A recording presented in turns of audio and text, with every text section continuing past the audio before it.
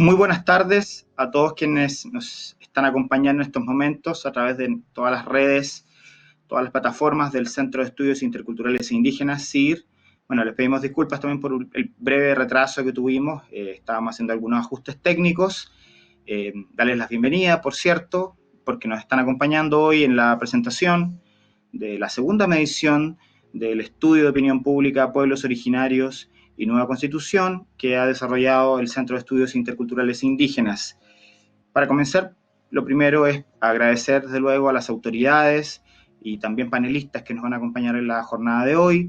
Primero agradecerle al señor rector de la Pontificia Universidad Católica de Chile, Ignacio Sánchez Díaz, también a Carlos Peña González, rector de la Universidad Diego Portales, a don Álvaro Ramis Olivos, quien es rector de la Universidad Academia de Humanismo Cristiano, también a la señora Verónica Figueroa Huencho, vicepresidenta del Senado Universitario de la Universidad de Chile, y también al director del Centro de Estudios Interculturales Indígenas, señor Pedro Meje.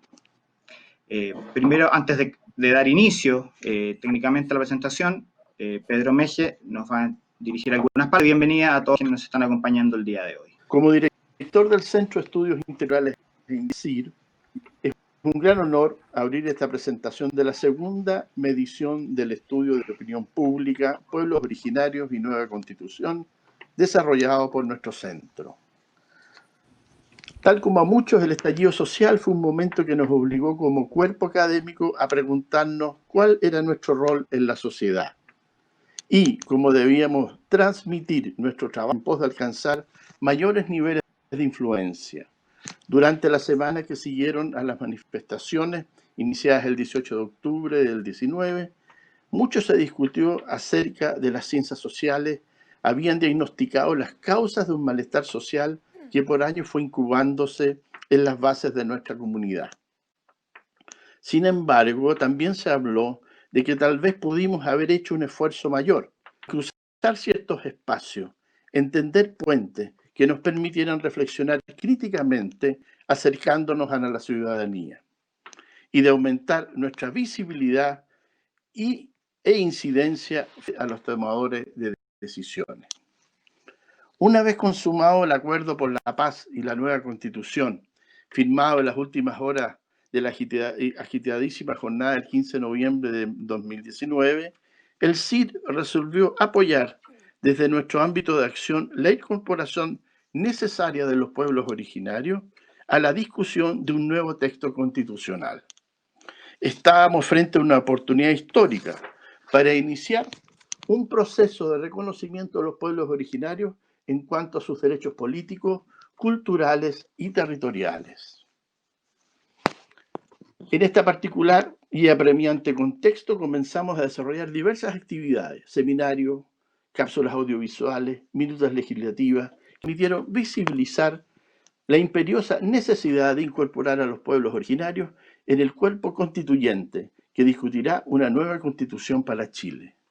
Dentro de estas actividades tiene un especial sitio el estudio cuyos resultados presentamos hoy.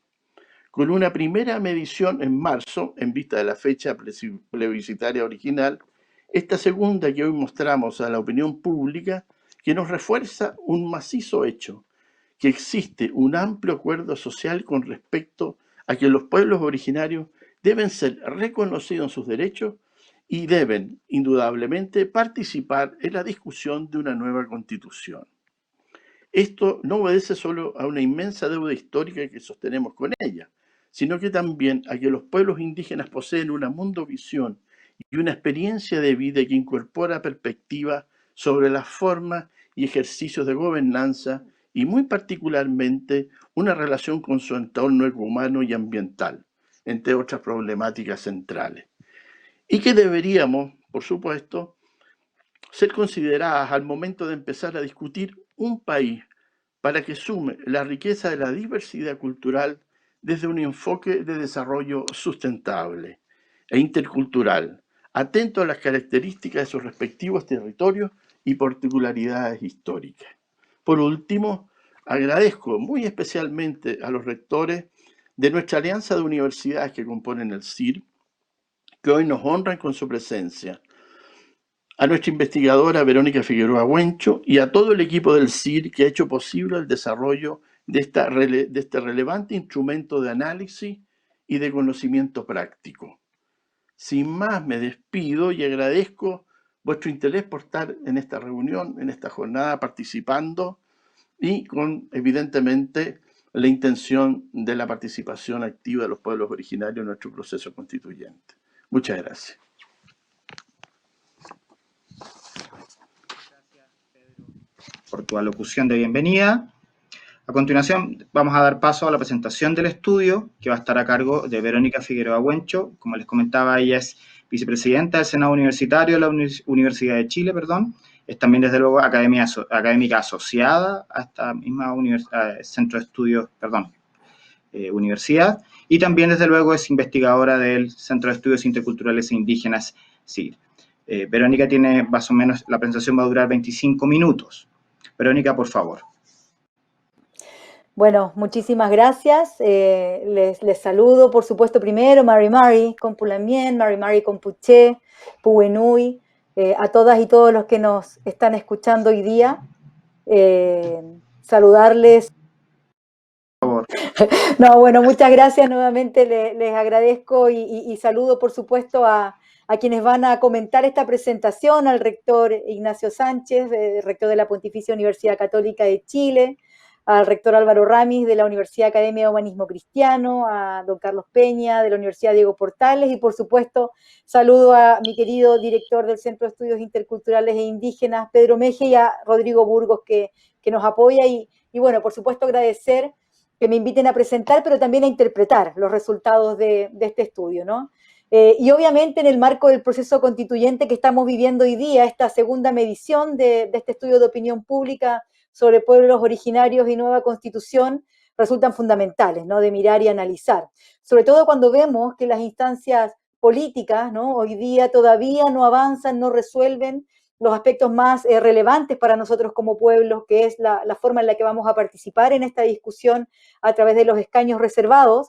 Sin embargo, ¿no?, la ciudadanía nuevamente enfatiza la necesidad de avanzar en cuestiones sustantivas, que ya no solamente tienen que ver con un reconocimiento efectivo de derechos, sino que más bien los resultados, como voy a comentar, parecen intentar mover la agenda hacia ámbitos más estructurales, ¿no?, donde claramente el modelo de Estado, las limitaciones de este Estado-nación, pareciera que es un eje, ¿no?, importante de acción. Y por supuesto quisiera partir destacando la labor del equipo del Centro de Estudios Interculturales e Indígenas, no solamente por la solidez metodológica y la rigurosidad analítica de este estudio, sino también por el compromiso en visibilizar a los pueblos indígenas, ¿no? Y poner sobre todo esta encuesta como una parte sustantiva de las acciones que realiza el centro. Y claramente, como he mencionado en varios espacios, la interculturalidad no solamente ocurre, ¿no?, cuando los pueblos indígenas las empujamos, sino que tiene que ser una aspiración de toda la sociedad, en el entendido que claramente aquí hay beneficios para todas y todos, ¿verdad? Adelante, por favor, la segunda. Respecto de la metodología, muy brevemente quisiera recordar que esta se trata de una encuesta telefónica que se aplica a hogares localizados en 109 comunas de Chile que tengan una población superior a 50.000 habitantes. El grupo objetivo son hombres y mujeres de más de 18 años. La muestra es de 1.522 casos, donde los datos fueron ponderados por región, sexo, edad y nivel socioeconómico en base a los datos del censo 2017, y se llevó adelante entre el 2 de septiembre y el 10 de septiembre de este año, por lo tanto son datos muy recientes.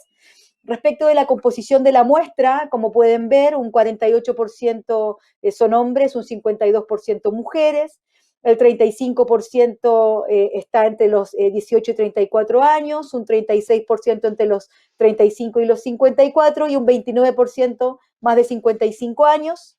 Un 70% aproximadamente de la población se identifica como no indígena, un 28% como indígena, superior a los resultados del censo, por supuesto. En el nivel educacional, un 14% de las y los encuestados tienen la educación secundaria incompleta, un 27% completa y un 59% tienen educación postsecundaria. Y finalmente, respecto de la posición política, También es importante que un 24% se autoidentifica como de izquierda, un 36% de centro, un 12% de derecha y un 25% no adscribe con ninguna. La siguiente, por favor. Respecto del objetivo general de este estudio, tiene por objetivo conocer y dar cuenta, tanto entre los tomadores de decisión como entre la opinión pública en general, de los niveles de apoyo a las modalidades de participación de los pueblos indígenas en el proceso constituyente y la percepción que existe sobre la relación entre el Estado y los pueblos originarios, así como también la opinión sobre aspectos que una nueva constitución debiera considerar en esta materia. Adelante. Respecto de los principales resultados, el análisis de la información que recoge, o que se recoge más bien en torno a los pueblos indígenas en este estudio, en términos generales podemos evidenciar que no hay mucha variación de los datos y de las respuestas respecto de lo que ocurrió en marzo. Recordemos que este primer estudio se llevó adelante en marzo en un contexto donde todavía no teníamos esta pandemia. Y al menos desde mi percepción, el que todavía no haya variación, que haya un amplio apoyo a las demandas, pero también a las propuestas de los pueblos indígenas, pareciera indicar que este tema se instala en la agenda pública y por lo tanto el gran desafío desde mi perspectiva es ver cómo se traslada a una agenda política, ¿no? Una agenda efectiva, sobre todo pensando hoy día, ¿no?, en este proceso constituyente. Adelante. Y aquí, bueno, vamos a ir analizando algunas de las informaciones, de la información, diría yo, más relevante que se recoge en este estudio. Encontramos esta primera pregunta, ¿verdad?, que plantea, ¿cree usted que se debe reconocer constitucionalmente a los pueblos originarios de Chile? Y lo que vemos efectivamente que en los datos que se recogen tanto del mes de marzo como en el mes de septiembre hay un apoyo mayoritario, ¿no? En marzo un 97% de las y los encuestados apoyan esta afirmación y un 95% lo hace en septiembre, y si miramos incluso los datos entre edades o pertenencia étnica o nivel educacional es más o menos similar. Yo creo que aquí lo relevante de esta pregunta tiene que ver con que el reconocimiento en la Constitución se da de acuerdo a la pregunta desde un estándar de pueblos y no de etnias, ¿no? O como parte de un patrimonio cultural de la nación chilena como actualmente se reconoce en la legislación chilena. Y obviamente ese estándar o ese estatus de pueblo nos permitiría a nosotros un ejercicio efectivo de derechos, ¿no? Desde la década de los 90 que los pueblos indígenas hemos avanzado hacia una autoidentificación como sujetos políticos. Y claramente esto tensiona los instrumentos, ¿no?, legales, normativos, institucionales que se originan, que tienen lugar dentro de esta concepción del Estado-Nación, y esto ocurre con la Constitución actual y con las constituciones que hemos tenido hasta el momento en la historia de este Estado. Y por lo tanto es claro que el lugar en el que se debe consagrar el reconocimiento de los pueblos indígenas ya no es en una ley, sino que debe ser en la Constitución, es decir, al más alto nivel político. Y hacia ahí aspiramos, nosotras y nosotros, por lo tanto, que en un proceso constitucional como este, si se da ese reconocimiento, se debiera de dar también de acuerdo a determinados estándares, como ya voy a ir mencionando respecto o relacionándolo también con otras preguntas que surgen. La siguiente, por favor. En la siguiente pregunta, creo yo que este estudio se vuelca a una de las propuestas más importantes que como pueblos indígenas estamos intentando instalar en este proceso constituyente y en la nueva Constitución. Y es sobre todo el cambio de la naturaleza del Estado. Una cuestión sin duda dada a los imaginarios del Estado-Nación y lo arraigado que está, ¿no?, en esta construcción que se ha hecho de la nación chilena. Sin duda esta pregunta es fundamental para impulsar o para cambiar ámbitos estructurales, ¿no?, como es esta naturaleza del Estado, ¿no? Y la pregunta dice, se han realizado varias propuestas sobre reconocimiento constitucional de pueblos originarios. ¿Con cuál de las siguientes alternativas usted estaría más de acuerdo, ¿no? La primera dice declarar a Chile como Estado multicultural, donde en un mismo Estado conviven diferentes culturas. Aquí podemos ver que en marzo esta afirmación tenía un 49% de apoyo y en septiembre un 55%, es decir, tuvo un aumento, ¿no?, este apoyo a declarar Chile como Estado multicultural. La segunda decía declarar a Chile como Estado plurinacional, donde en un mismo Estado conviven diferentes naciones dentro del mismo territorio, Y aquí lo que vemos es que en marzo el apoyo era de un 17% y con una leve variación hacia un 16% en el caso de septiembre. Y la última afirmación, declarar a Chile como un solo Estado-nación sin hacer distinciones, tiene todavía un apoyo importante, ¿no? Un 31% en marzo y en septiembre un 28%. Yo creo que las respuestas que encontramos aquí plantean un desafío sustantivo a las propuestas que estamos impulsando los pueblos indígenas, como decía antes, donde nuestro objetivo no es avanzar hacia un Estado multicultural, sino hacia un Estado plurinacional, pues es la nación para nosotros el concepto jurídico, político, sustantivo, ¿no? Que nos permitiría ejercer derechos y sobre todo también de alguna manera el más acorde a el avance que ha tenido también el marco internacional de derechos. Un Estado multicultural representa más bien una fórmula de convivencia que no cuestiona las estructuras de poder o la naturaleza propia del Estado-nación, sino que más bien promueve la generación de espacios para la promoción o la protección. Verónica, ¿me escuchas? Sí, ahí volví.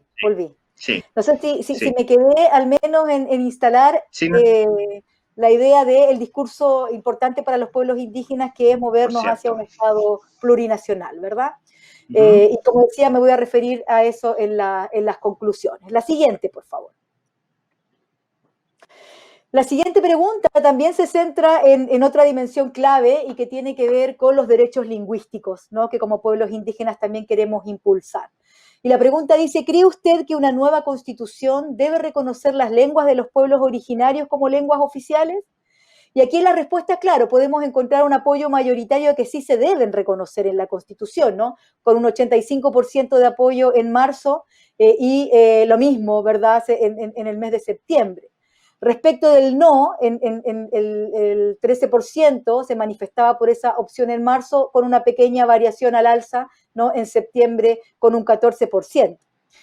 Aquí es importante sobre todo porque lo que podemos traducir de esta respuesta es que las lenguas son valoradas también como una parte sustantiva de la identidad, de la existencia, ¿no? De los pueblos indígenas y sobre todo de las posibilidades de poder seguir existiendo en cuanto pueblos. La lengua no puede ser desagregada o desapegada de la existencia de pueblos y por lo tanto se manifiesta aquí que debe existir un compromiso claro de parte del Estado para asegurar la mantención y la transmisión a las futuras generaciones de esta lengua, ¿no? Tal cual lo establece la Declaración de Pueblos Indígenas de la ONU. Aquí también cabe señalar que no hay diferencias entre rangos etarios y en todos, al menos, ¿no?, en todas las distintas variantes que tienen nuestras y nuestros encuestados, en todas más del 84% está de acuerdo con que se debe reconocer en la Constitución estas lenguas, ¿no? La siguiente, por favor.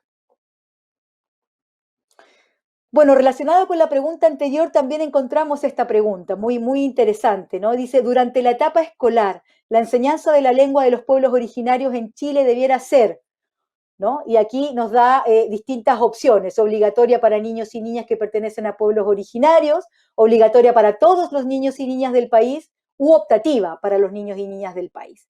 Y aquí un 7% señala que debe ser obligatoria para niños y niñas que pertenecen a pueblos originarios, ¿no? Siendo más o menos consistentes, o siendo más bien consistentes, perdón, las cifras entre marzo y septiembre.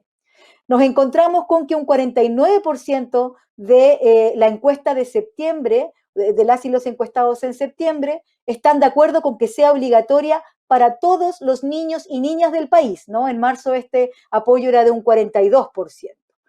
Y finalmente nos encontramos con que en la encuesta de septiembre muestra que un 49% está de acuerdo con que sea optativa para los niños y niñas del país. Es importante, creemos nosotros como pueblos, avanzar en la generación de sistemas que potencien el uso de las lenguas indígenas, ¿no? Entendiendo que son importantes transmisores culturales, pero sobre todo transmisores de ideas y de interpretaciones del mundo. Y forman parte no de... forman parte no de nuestra, no solamente de una cosmovisión, estoy aquí yo atenta, pensando si seguimos en transmisiones, sino que también forma parte de nuestro conocimiento. Yo creo que eso es muy importante porque le da un estatus, ¿verdad?, al conocimiento indígena. Y claramente el tema de la lengua de los pueblos originarios es un tema urgente cuando vemos que la CACEN demuestra que de manera sostenida y progresiva hemos asistido a una pérdida de las lenguas indígenas en el caso de Chile. Más del 80% de las personas indígenas no hablan ni entienden sus lenguas. La siguiente, por favor. Bueno, aquí también esta pregunta aborda múltiples aspectos que son relevantes también a considerar en la discusión constitucional, ¿no? Dice, ante la pregunta, ¿qué tan de acuerdo está con las siguientes afirmaciones? Hay algunas, no me voy a referir a todas, algunas que a mí me gustaría destacar. La primera tiene que ver con la que tiene el apoyo mayoritario, ¿verdad? Y que señala que el Estado debe proteger la generación y difusión del conocimiento de los pueblos indígenas, que tiene un apoyo consistente en ambas versiones del estudio. Y aquí claramente, ¿no? El conocimiento indígena es una opción, es una alternativa que puede contribuir a resolver problemas urgentes, complementando el conocimiento occidental, ¿no? Y no dándole un lugar subalterno al conocimiento indígena. Y esto requiere sacarlo de ese lugar en el que se ha posicionado, ¿no? Y que, por supuesto, las instituciones educativas en las cuales nosotros nos encontramos, en mi caso, por supuesto, de la Universidad de Chile, se ha contribuido a subalternizar el conocimiento de los pueblos indígenas. Fundamental, por lo tanto, que hoy día, dentro de estos espacios, vayan encontrando, ¿no? Un ámbito donde poder consolidarse, desarrollarse y dialogar de manera intercultural con el conocimiento occidental. Otra afirmación relevante de esta pregunta tiene que ver con la que dice que el Estado debe asegurar que la explotación de los recursos naturales resguarde la integridad social y cultural de los pueblos originarios, que vemos que tuvo un apoyo de un 93% y un 92% más o menos consistente en ambas versiones. Y si bien, obviamente, desde la perspectiva de los pueblos indígenas, nosotros no hablamos de recursos, ¿sí? Sino que hablamos más bien de los derechos de la madre tierra y los equilibrios que deben existir en los territorios, y están, por lo tanto, estos elementos de manera, ¿no? Conjunta con la noción de territorios. Sin embargo, podemos nosotros extrapolar de esta pregunta que la ciudadanía reconoce que los recursos naturales también forman parte no solamente del desarrollo, sino de la existencia, ¿no? De los pueblos indígenas. Otra afirmación relevante aquí para mí tiene que ver con la que señala que el Estado debe consultar a las autoridades ancestrales sobre asuntos que involucren a su territorio. Fundamental, ¿no? Si queremos que exista, aquí tenemos un apoyo de 75 y 77%, ¿no? Muy importante, si queremos que las decisiones tengan legitimidad, deben responder a nuestros propios sistemas de representación, ¿no? Y al rol clave que juegan nuestras autoridades ancestrales en aquello también, ¿no? También quisiera destacar aquí la afirmación que dice que el Estado debe devolver tierras indígenas a los pueblos originarios, ¿no? Lo que ha tenido una leve variación entre marzo con un 77% y en septiembre con un 72%.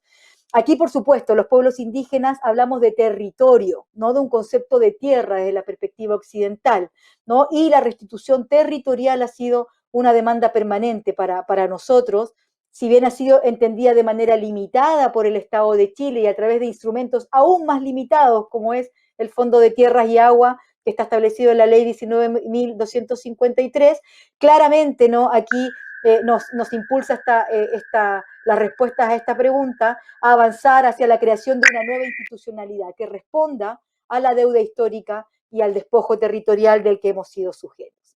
La siguiente, por favor. Otra pregunta también, ¿no? Interesante, dice, pensando en un futuro Congreso Nacional, ¿cree usted que deben existir cupos reservados para indígenas en el Congreso? A mí esta pregunta siempre me plantea una tensión, ¿no? Y la tensión está con esta idea del Congreso de la Nación, ¿no? Entendiendo que deberíamos hablar de un Congreso plurinacional, ¿no? Y la necesidad, por supuesto, de que los pueblos indígenas estemos presentes ahí. Y además yo me imagino un Congreso Nacional entendido con, bueno, ¿qué va a pasar también con la reforma a la Constitución, ¿verdad? Si pensamos avanzar hacia un Estado multicultural, ojalá plurinacional, claramente habría que cambiarle el nombre al Congreso, ya no podría ser un Congreso Nacional. Sin embargo, lo que vemos es que hay un apoyo también mayoritario a la participación de los pueblos indígenas a través de cupos reservados, lo que involucraría, ¿no? Establecer cómo se debería dar esa representación, esa elección, qué mecanismos propios de nuestras cosmovisiones y de nuestras prácticas deberían tener cabida en la legislación, ¿no? Chilena para poder participar en igualdad de condiciones, al menos a través de este mecanismo, ¿verdad? Y lo que vemos es que hay, bueno, consistencia, por supuesto, un 82%, ¿verdad? En marzo, un 81%, en el caso de septiembre, que nos habla de que aquí sigue habiendo un apoyo mayoritario, ¿no? Sobre todo, nuevamente, ¿no? La juventud entre 18 años y 34 años apoyan mayoritariamente la propuesta de estos escaños reservados. La siguiente, por favor. Aquí hay una novedad respecto de lo que plantea este estudio y que tiene que ver con que incorpora, ¿no?, en la encuesta de septiembre una serie de dimensiones que recogen percepciones en torno a acontecimientos que también ocurrieron en los últimos meses, ¿no?, así como otros que obviamente requieren un análisis siempre desde una perspectiva de largo plazo. Y aquí también yo quisiera aclarar, ¿no?, que si bien las demandas de los pueblos indígenas y las estrategias que se han utilizado son variadas y tienen mucho que ver con la naturaleza de los movimientos indígenas que las impulsan, claramente también la violencia ha sido una expresión de alguno de estos movimientos, pero también hemos visto una contraparte, ¿verdad?, que han emergido actitudes de racismo que requieren un llamado de atención. Y si bien estos grupos que llaman a estas acciones, ¿no?, de racismo son minoritarios, no podemos dar ningún espacio a la emergencia, ¿verdad?, de ese tipo de actitudes, de comportamientos y menos de mensajes en espacios públicos. Y aquí también voy a relevar aquellas que me parecen más importantes de estas respuestas, ¿no? Ante la pregunta, ¿en qué medida cree usted que se justifican o no se justifican las siguientes acciones? Claramente hay un apoyo mayoritario a que las acciones que involucren el uso de la violencia, ya sea por parte de los movimientos indígenas como de la institucionalidad del Estado, ¿no?, principalmente a través de las fuerzas de orden y seguridad pública, no tienen ninguna justificación, ¿no? Aquí encontramos que no se justifican, por supuesto, los ataques incendiarios, cuando asumimos que son por parte de personas indígenas, con un 84%. Tampoco se justifica la participación en convocatorias de grupos civiles armados para la autodefensa, con un 80%, ¿verdad? Importante, como decía, a propósito de los hechos sucedidos en Curacautín la noche del 1 de agosto. Y un 74% señala que no se justifica el uso de la fuerza por parte de carabineros para allanar comunidades. Y aquí también es importante diferenciar que si bien Carabineros tiene el uso legítimo de la fuerza, no es el uso legítimo de la violencia, que es lo que la mayoría de las comunidades, ¿verdad?, han intentado posicionar y visibilizar en las últimas décadas. Respecto de otras medidas, ¿no?, aumenta la percepción de que a veces se justifica o de que siempre se justifica, ¿no?, por ejemplo, en el caso de la huelga de hambre, si sumamos estos dos elementos que a veces se justifica o que siempre se justifica, un 48% de las personas encuestadas cree que la huelga de hambre es una vía legítima de protesta, y en el caso de las instituciones públicas, la sumatoria también nos da que un 48% de las personas encuestadas cree que es una vía, ¿no? También es un elemento interesante. La siguiente, por favor. Bueno, la siguiente también nos plantea un escenario, ¿no? Un escenario de actualidad. Pensando en Chile en general, ¿cree usted que existe actualmente un conflicto entre el Estado chileno y los pueblos originarios? Y bueno, un 89% de las y los encuestados creen que sí, ¿no? Y que por lo tanto esto releva nuevamente que se trata de un problema de carácter estructural y que requiere una solución de carácter estructural, ¿no? Y aquí el apoyo más significativo es nuevamente por parte de las personas que se ubican en el rango etario entre 18 y 34 años. La siguiente, por favor. Bueno, finalmente la última pregunta a la que me quiero referir respecto a este estudio señala: ¿cómo cree usted que el Estado debiese solucionar el conflicto con los pueblos originarios? Y le daba a las y los encuestados dos opciones, ¿no?, para que escogiera. Y aquí, bueno, el 46% de las personas encuestadas puso como primera opción la restitución de tierras, ¿no? Yo creo que aquí hemos logrado posicionar la restitución, bueno, en este caso nosotros decimos territorial, pero aquí de tierras, como un elemento fundamental. La legislación actual habla de que al Estado le compete la ampliación, pero el concepto de restitución tiene que ver también con revisar los dispositivos históricos, las políticas que se han llevado adelante y por lo tanto es importante que sea una primera opción, ¿no? Un 46%. Una segunda opción con un amplio también nivel de apoyo es reconociendo constitucionalmente a los pueblos indígenas. Podemos ver que un 35% lo colocó como una primera opción, un 25% como una segunda opción.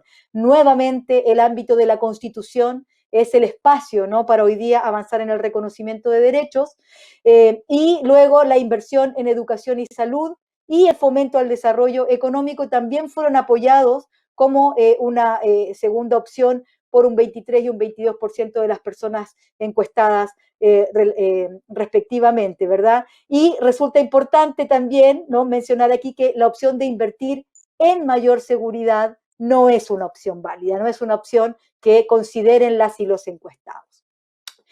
La siguiente, por favor.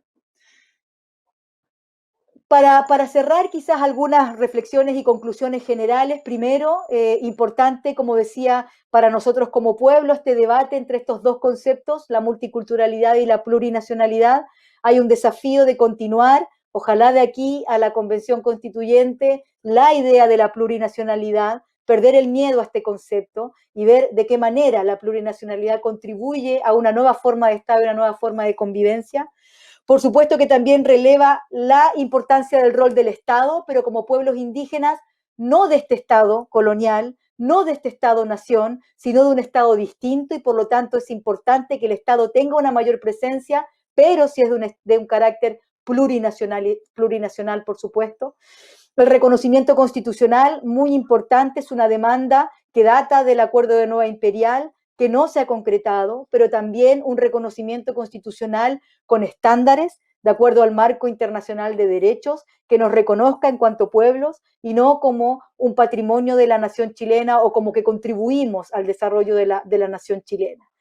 También la importancia que muestra este estudio respecto de la mayor empatía, de una mayor sensibilidad respecto de las propuestas y las demandas que hemos planteado en la agenda pública como pueblos indígenas. La necesidad de avanzar, por supuesto, hacia un posicionamiento, es una agenda política. Yo creo que ahí está el desafío hoy día. ¿Cómo sacamos esta sensibilidad que tiene la ciudadanía y la transformamos en una agenda de decisiones políticas? ¿Cómo trasciende a la élite de alguna manera? Por supuesto, cómo releva este estudio los derechos específicos en torno a la tierra y en torno a la lengua. Y creo que dada la cercanía y este proceso histórico en el que como pueblos indígenas nos vamos a sumar de manera mayoritaria, hay una oportunidad real para generar cambios estructurales, cambios importantes que definan una nueva forma de convivencia en este territorio para todas las naciones que las habitamos. Chaltumay, hasta aquí mi comentario. Bueno, muchísimas gracias por la atención.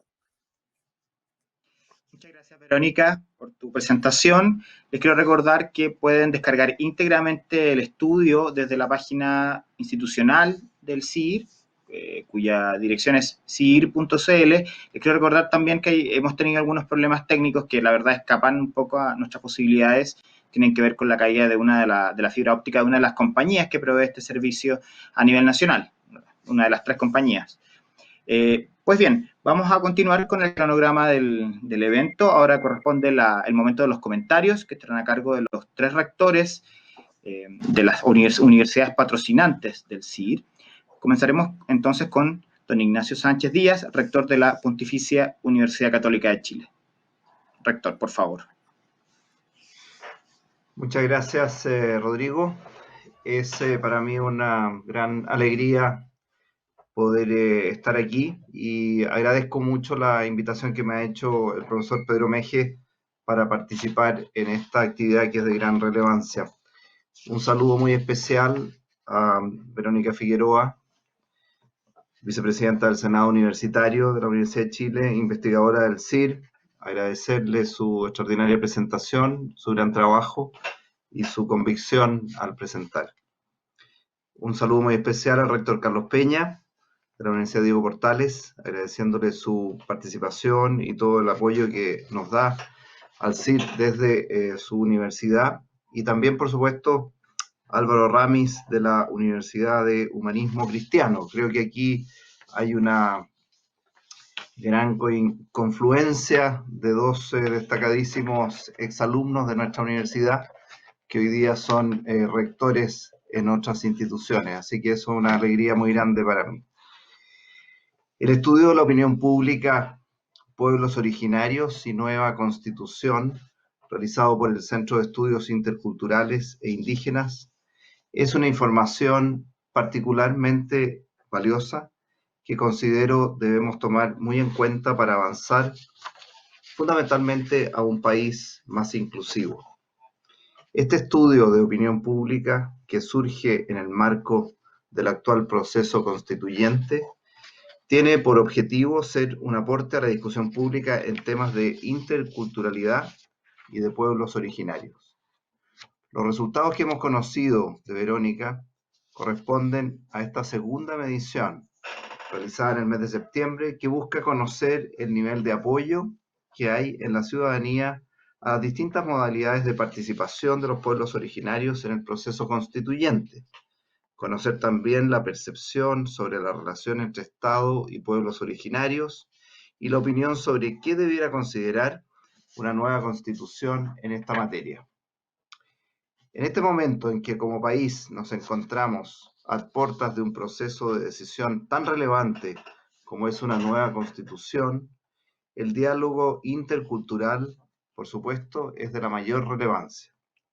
Respecto de la participación de los pueblos originarios, es necesario señalar que esta tiene especial incidencia en el proceso de elaboración de esta nueva constitución, pues le imprime legitimidad. La Constitución es un acto de soberanía del pueblo de un país, no de un gobierno, y este pueblo integra a los pueblos indígenas en igualdad. Por otra parte, los pueblos indígenas han de incidir en las decisiones, por ejemplo, sobre tierras indígenas o aspectos culturales que les afectan de manera especial. El resultado que Verónica nos ha presentado en este estudio es posible apreciarlo, y destaco que en un 97% de los encuestados en marzo, como ella mostró, y un 95% en septiembre, está de acuerdo en el reconocimiento constitucional de los pueblos originarios de Chile, y que sobre un 80% aprueba el otorgamiento de escaños reservados en el Congreso, dos puntos que han sido particularmente destacados en el último tiempo. Si bien ya fue aprobada la reforma que establece los escaños reservados para los pueblos originarios, es lamentable que aún no se haya logrado definir su número. La representatividad es clave en esta materia. A diferencia de una ley, la Convención tiene por objeto crear las bases de nuestra institucionalidad con un sentido de permanencia mayor. Por tanto, es crucial garantizar la presencia de los pueblos originarios, como ya se hizo con los independientes y también con las mujeres. Aquí es preciso recordar que en el acuerdo de noviembre del 2019 quedaron 3 asuntos pendientes respecto de la participación ciudadana en una eventual elección de convencionales. 1. La conformación de las listas de independientes. 2. Los criterios de paridad de género. Ambos temas ya fueron resueltos a través de la modificación de la Constitución aprobada en la Ley 21.216. Sin embargo, aun cuando respecto a los pueblos originarios hay consenso de que su inclusión debe ser normada, a la fecha no se ha avanzado en su mecanismo. En la definición del número de escaños por pueblo originario, resulta entonces necesario tener claro que ninguno puede quedar excluido del proceso constituyente, pues se deben preservar los derechos, usos y costumbres de cada uno de los pueblos de nuestro país. La profesora de Derecho Indígena de nuestro Magíster de Derecho e investigadora del CIR, Alejandra Prej, propone que una parte de los 155 escaños establecidos para la Convención Constitucional se reserve para representantes de los pueblos originarios, siguiendo el principio de proporcionalidad entre la población indígena y no indígena. Para ello, sugiere utilizar la información del Censo 2017, basándose en lo señalado en la ley indígena, que en su artículo 6º establece que los censos de población nacional deberán determinar la población indígena existente en el país. Al menos debiera haber un representante por pueblo. De este modo estaremos garantizando que la elaboración de esta norma de convivencia, como es la nueva Constitución, pueda regir las relaciones de todos los integrantes del territorio. Hay que recordar que la idea de una nueva Constitución cobró fuerza en los movimientos sociales que vivimos en octubre del año pasado. Allí quedó en evidencia la sensibilidad de la ciudadanía con la temática indígena, que corroboran los resultados que han sido presentados en este estudio. Respecto de la relación entre Estado y los pueblos originarios, un alto porcentaje de los encuestados reconoce la existencia de conflictos entre el Estado chileno y los pueblos originarios. Esto pudiera responder a que no hemos sido capaces de entender aún que a lo largo de nuestro país existen comunidades anteriores a la nación, como son los pueblos mapuche, aymara, Rapa Nui, atacameño, quechua, coya, diaguita, cahuáscar y yagán.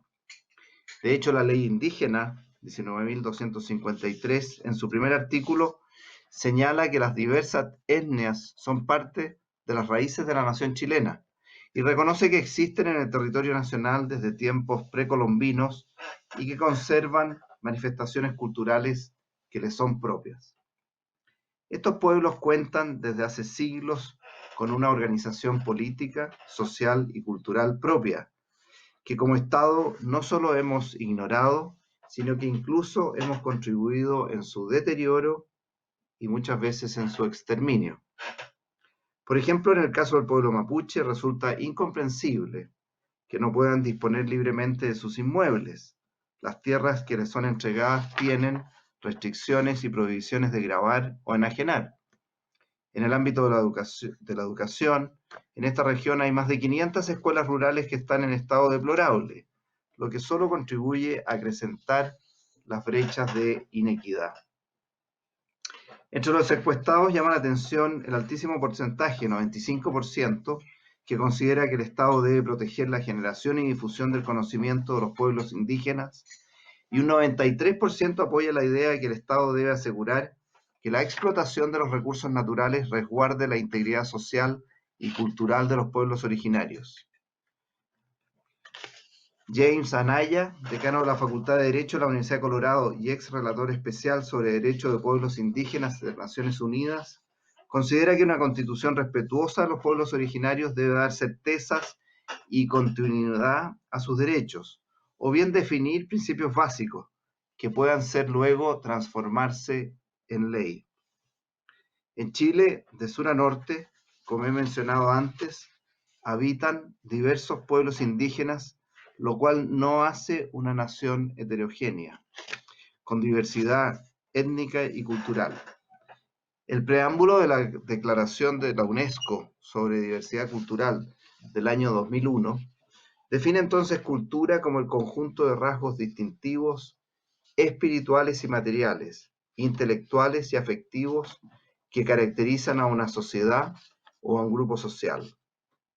Este abarca no solo las letras y las artes, sino también, por supuesto, los modos de vida, los sistemas de valores, tradiciones y creencias. Desde esta perspectiva, una constitución inclusiva debe, por supuesto, permitir que todos quienes habitan un país puedan desarrollar su propia identidad cultural. Las condiciones históricas de los pueblos originarios han provocado que se les haya marginado de las decisiones políticas del país. De allí que el proceso que se nos avecina sea tan relevante.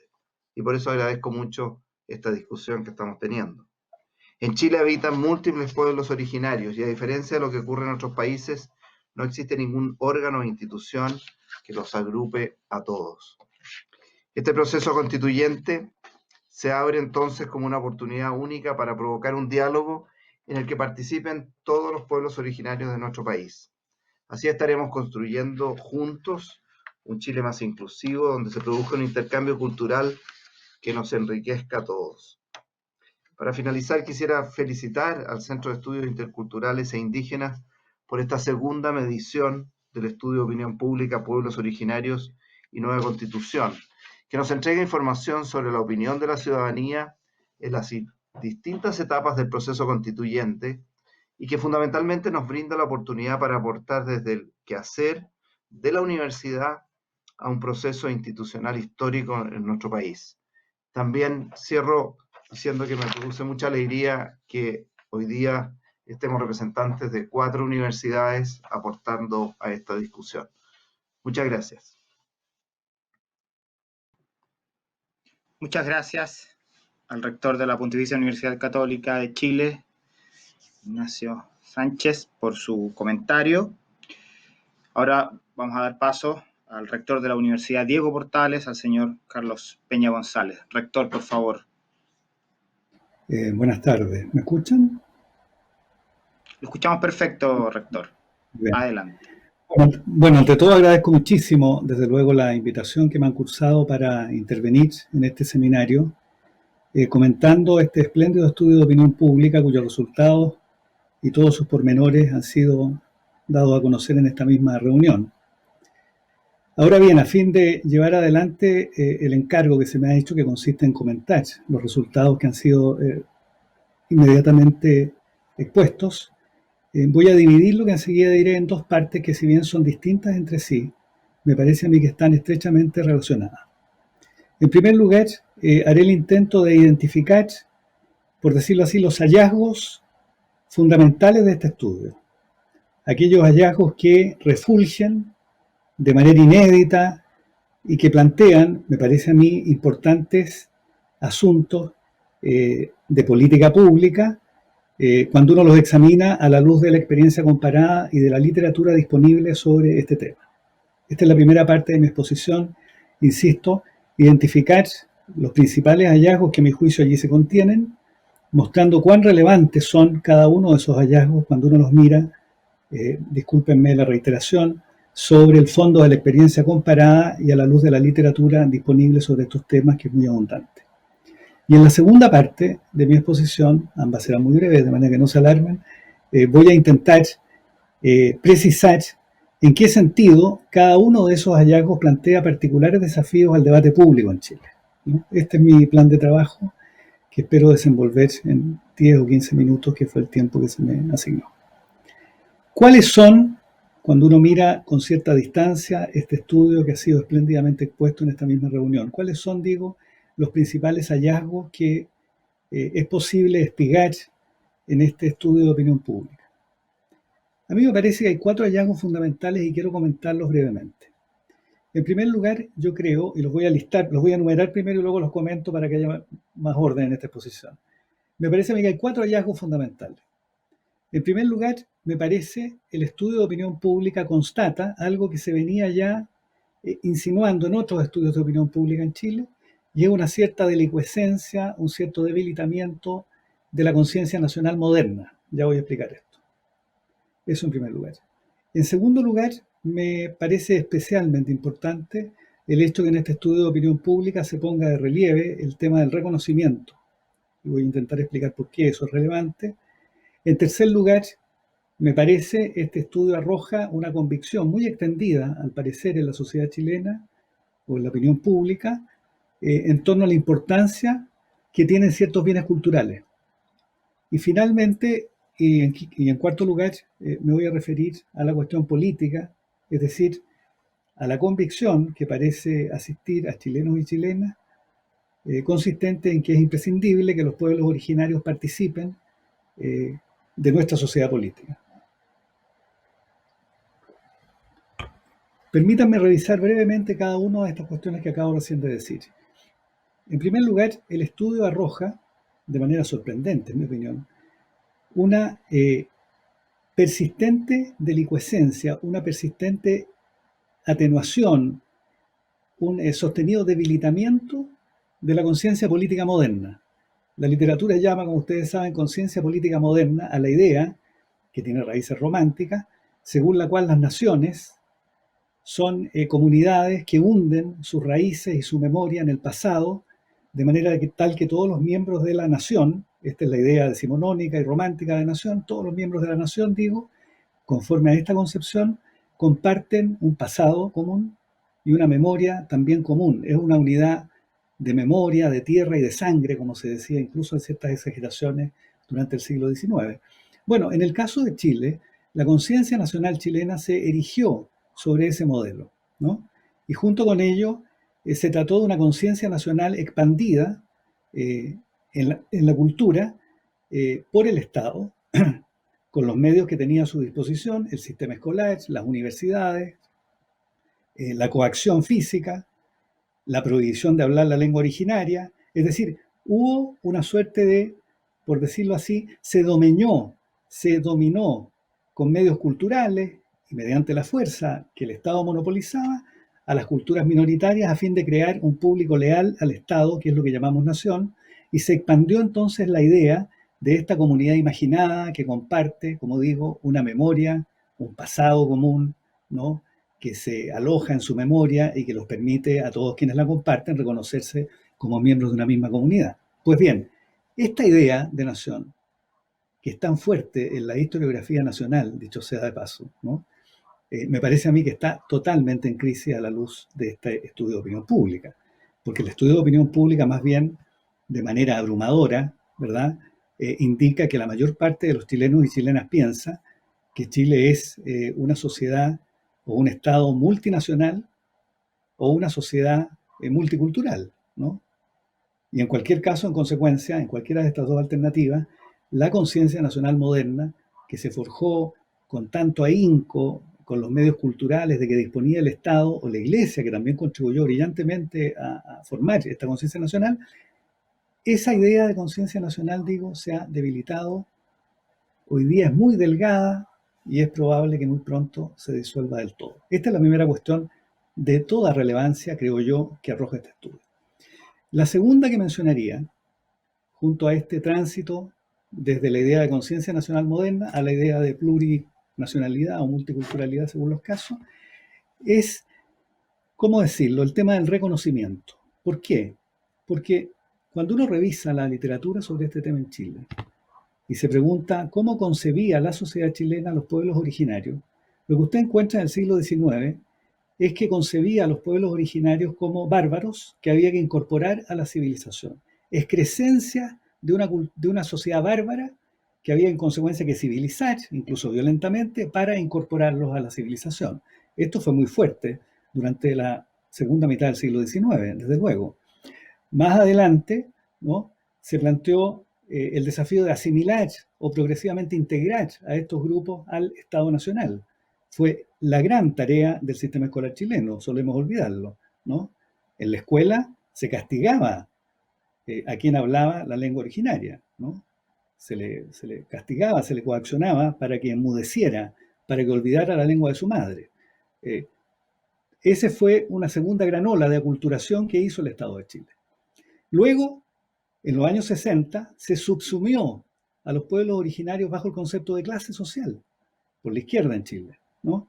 Y más adelante, digamos, con la modernización que vino con la revolución capitalista, se les trató simplemente como pobres, como si los pueblos originarios lo único que padecieran fuera una cuestión de bienestar, ¿no? Pues bien, lo que muestra este estudio es que los chilenos y chilenas son harto más sensatos que todo lo que ha ocurrido en Chile, puesto que se dan cuenta que lo que requieren los pueblos originarios es reconocimiento, es decir, que el valor que ellos asignan a su modo de vida, a su forma de vida, a su ethos, y que ellos reconocen como valioso, sea reconocido también por la sociedad mayor de la que forman parte. Este reconocimiento, que es el viejo tema de la filosofía política moderna, es fundamental. Y yo me alegro que en la opinión pública hayamos transitado, ¿no?, de la estupidez, de la barbarie, o de la asimilación forzada, o de la integración forzada, o del molde ideológico de tratar a los indígenas como si fueran simplemente parte, ¿verdad?, de la marginalidad o de un proletariado sin conciencia de clase, como se dijo en los años 60, o simplemente como pobres, y se les considere como un sujeto con un ethos propio, con una autocomprensión, una comprensión de sí mismo especialmente valiosa, a mí me parece fundamental, y en eso consiste este tránsito que este estudio constata hacia el reconocimiento. No es baladí este asunto. En tercer lugar, mencionaría la cuestión de los derechos lingüísticos, porque si nos detenemos un poco en esto, ¿no? Los derechos lingüísticos son más que los derechos lingüísticos. En el fondo, los pueblos indígenas, cuando reivindican su lengua, nos enseñan que hay bienes que no elegimos, sino que bienes que nos constituyen, ¿no? Y el bien que nos constituye es la lengua que nos enseñó nuestra madre, ¿no? La lengua materna, como se dice todavía en los viejos textos de lingüística, ¿no? Claro, en una sociedad moderna o modernizada rápidamente como la sociedad chilena, solemos creer que nosotros escogemos los bienes culturales cuando los concebimos, ¿verdad?, como actos meramente electivos. Pero lo que enseñan los pueblos originarios es que hay bienes colectivos que nos constituyen como individuos, ¿no?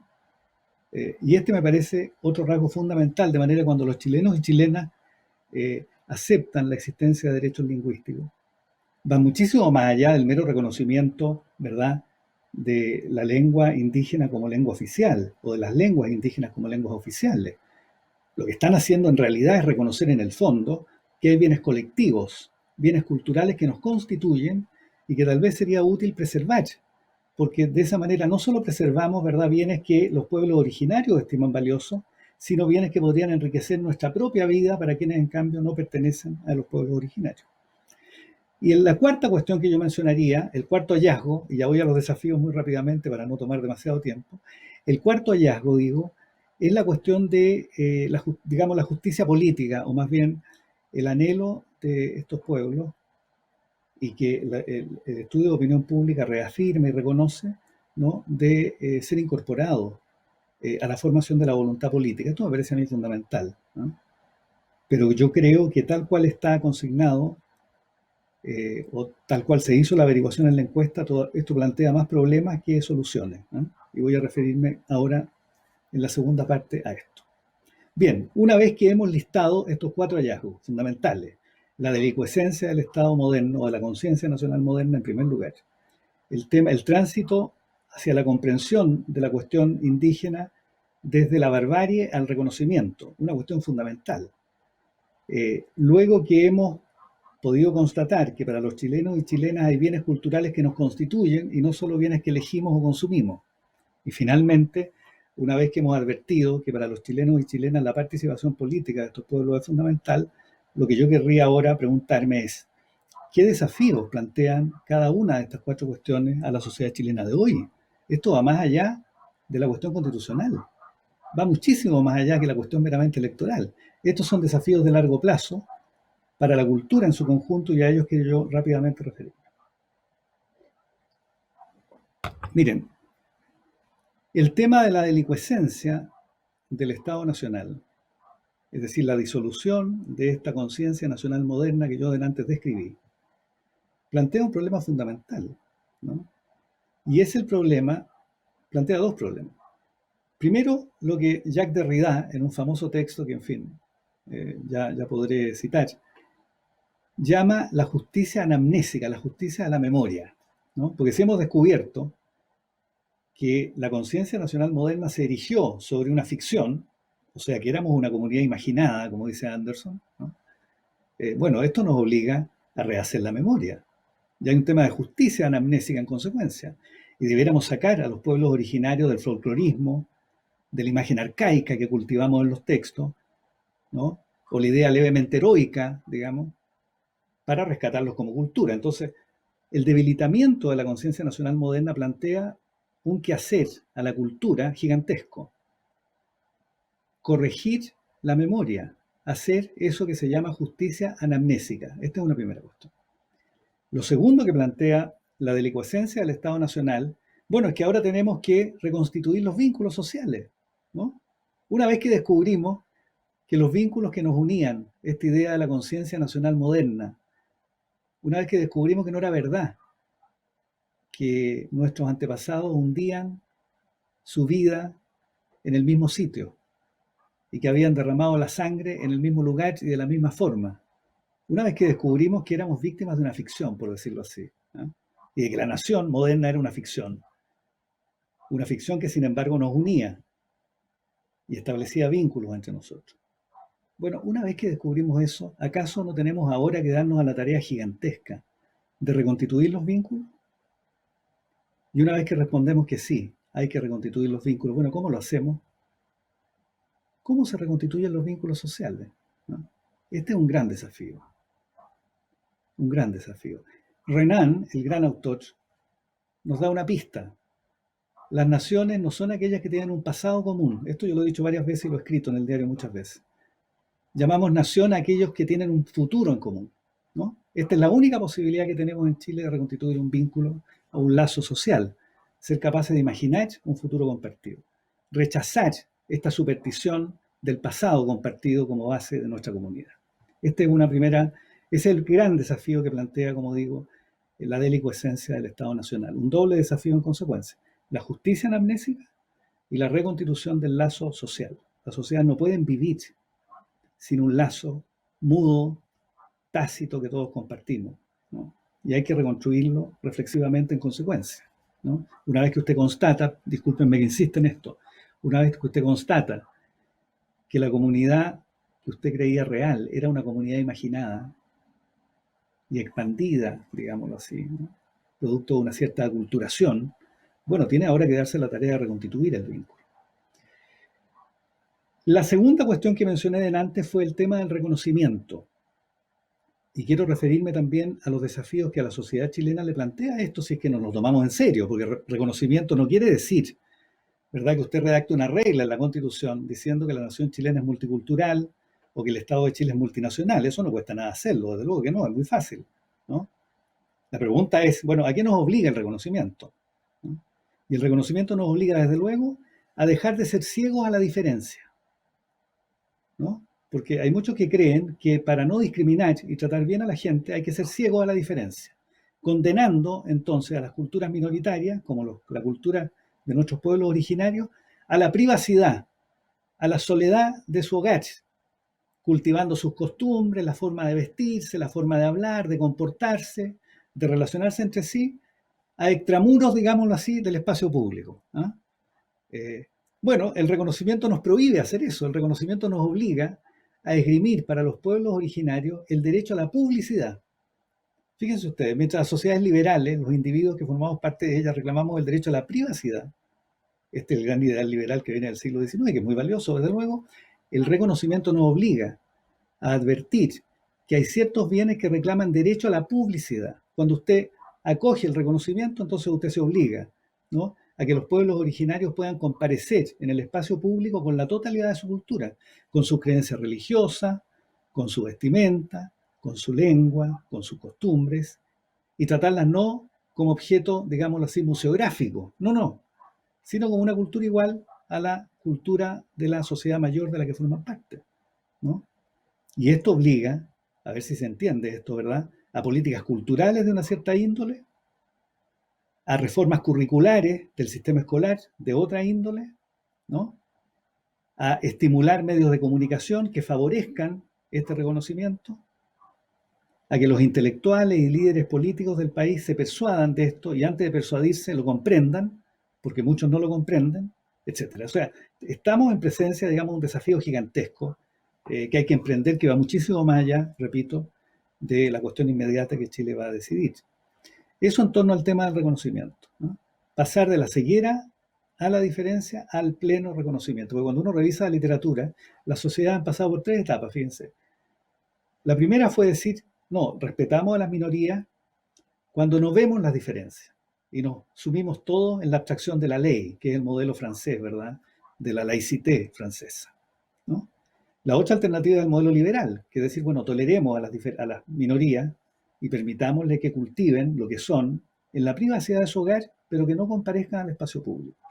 El reconocimiento abre el espacio público en la totalidad de sus dimensiones a la totalidad de la cultura de los pueblos originarios, y ese es el desafío que Chile tiene por delante.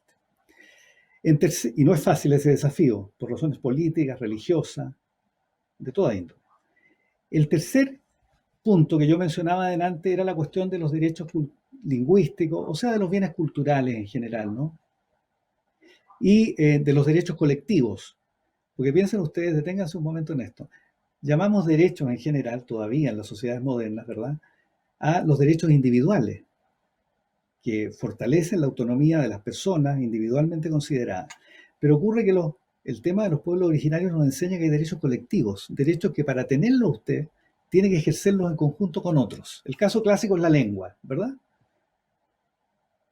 Si solo usted habla la lengua X, usted no habla la lengua. La lengua supone un acto comunicativo, en consecuencia, varios la ejercen simultáneamente. Bueno, a eso llamamos derechos colectivos. El gran problema que plantean los derechos colectivos en temas culturales, o sea, la protección de bienes culturales indígenas, la protección y promoción de la lengua, pero también de otros derechos colectivos a ella asociados, piensen en cuestiones de género, por ejemplo. El gran problema que plantea es si usted va a concebir los derechos colectivos en cuestiones culturales o en cuestiones lingüísticas o lo que fuere, como una protección externa, es decir, para impedir que otros grupos amaguen esos bienes, o si usted lo va a conceder como el derecho de esos grupos a protegerse a sí mismos de la disidencia que en su interior se produce. Espero esto se entienda. Una cosa es que usted diga que los pueblos originarios pueden hablar su lengua originaria y enseñarla en la escuela. Otra cosa es concederle al pueblo originario el derecho a obligar a sus miembros a hablar su lengua originaria, ¿no? Es distinto. O sea, una cosa es permitirle a los pueblos originarios que protejan su cultura de otras culturas en competencia, y otra cosa es permitirle a los pueblos originarios que coaccionen a sus miembros para obligarlos a pertenecer a esa cultura. Estos son problemas que se han planteado en la experiencia comparada y que yo dejo acá mencionado, ¿no? El tema de los derechos colectivos. Se suma a ello que cuando se esgrimen derechos colectivos culturales o de cualquier otra índole, hay que, en una democracia abierta como la que nosotros tenemos, y no hay que olvidar que el límite, el coto vedado a cualquier demanda, indígena o no, son los derechos humanos, ¿no? Lo que se reclamó, en este caso en Rapa Nui, ustedes lo recuerdan, cuando se reclamaba que la violación de una mujer podía estar amparada en costumbres ancestrales, digamos, eso es inaceptable bajo cualquier parámetro, ¿no? Las sociedades liberales y democráticas, incluso las sociedades que tienen la convicción del reconocimiento, como ocurre crecientemente con la sociedad chilena, tienen que poner a los derechos humanos como coto vedado a cualquier tipo de demanda. Esto yo lo creo firmemente, ¿no? Pero creo que también la mayor parte de los pueblos originarios así lo cree. Y en cuarto lugar está, lo dije antes, el cuarto aspecto que yo pongo de manifiesto de este estupendo estudio, es la cuestión política, la cuestión de la justicia política, ¿no? Pero la justicia política no consiste solamente, ¿no?, en reservar escaños a los pueblos originarios. Esto supone varias decisiones. Primero, usted tiene que hacer un padrón electoral indígena. Segundo, usted tiene que decidir, ¿verdad?, que la adscripción a ese patrón sea autoidentificatoria, es decir, que sea electiva, de manera tal que la cuestión indígena deja de ser una cuestión de etnicidad y pasa a ser una cuestión electiva, ¿no?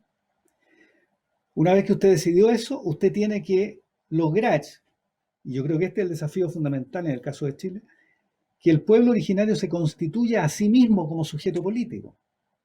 Si hablamos de verdad de pueblo, estamos hablando de un sujeto político colectivo que tiene que ser capaz de formar una voluntad propia con la cual comparecer a la formación de la voluntad democrática. No es cosa de guardar unos escaños, ¿verdad? No. Es cosa de crear un padrón que permita que los pueblos originarios se constituyan a sí mismos como sujeto político, formen una voluntad de ese sujeto político que llamamos pueblo, si es que nos tomamos en serio la palabra pueblo, ¿verdad?, que no es inocente, no, es un sujeto colectivo con voluntad propia. Tenemos que permitir que forme esa voluntad y que, provisto de ella, comparezca en el espacio público, ¿no?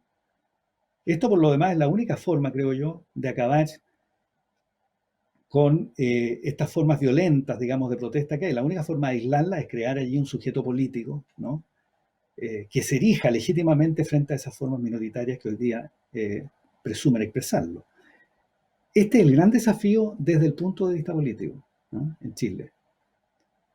Permitir que los pueblos originarios se erijan y se constituyan como sujeto político. En suma, hay 4 hallazgos fundamentales en este estupendo estudio, ¿no?, y prometo escribir algo sobre esto largo, digamos, ¿no? El primero es la delicuescencia del Estado Nacional que allí se constata. El segundo, el tema del reconocimiento. El tercero, la cuestión de los bienes culturales y derechos colectivos. Y el cuarto, la cuestión política. Pero cada una de estas cuestiones plantea gigantescos desafíos al quehacer político chileno, a la esfera pública y particularmente a los intelectuales. Pero es un tema que a mí realmente me ha interesado muchísimo siempre. He participado en comisiones oficiales sobre esto, he escrito sobre esto y prometo seguir escribiendo a propósito de esta estupenda encuesta. Muchísimas gracias.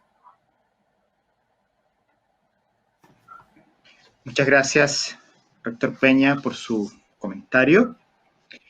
Vamos a cerrar este momento de los comentarios, ¿no?, que están a cargo de los rectores de las 3 universidades patrocinantes del CIR, con el turno del señor Álvaro Ramis Olivos, rector de la Universidad Academia de Humanismo Cristiano. Por favor, rector Ramis, la palabra es suya. Muchas gracias al CIR por esta invitación y particularmente a los rectores de la Universidad Católica, de la Universidad Diego Portales, el señor Ignacio Sánchez y el señor Carlos Peña.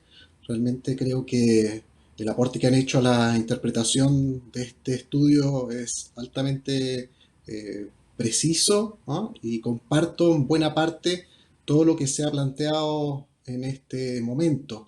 También felicito a Verónica en la presentación del estudio, en poder resaltar aquellos elementos que verdaderamente podrían constituir un núcleo de aquellos elementos que constituyen el mensaje que la sociedad de alguna manera está sosteniendo en relación al proceso que está viviendo nuestra sociedad y que se expresa de manera pristinal en estas encuestas. Yo quisiera también hacer mi exposición en base a resaltar tal vez 3 tesis que creo que han destacado a su manera algunos investigadores del mismo CIR. En primer lugar, voy a hablar de una tesis que ha propuesto el profesor José Bengoa, que creo que tiene que ver con una emergencia de un proceso de descolonización y que me parece importante de refrendar en los datos que la encuesta arroja.